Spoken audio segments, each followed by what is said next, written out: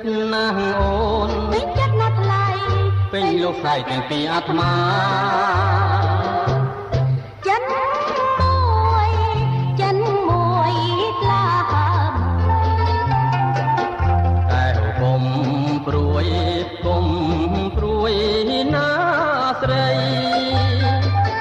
ការរួចថ្មីថ្មីសប្បាយចិន្តាយើងបានក៏ជ័យពីដូនពីតាផុតទុក្ខពីថ្ងៃនេះទេសប្បាយចិនណាស់សប្បាយចិត្តណាស់សប្បាយអត់ខ្លាំងក្រឡាទេពើ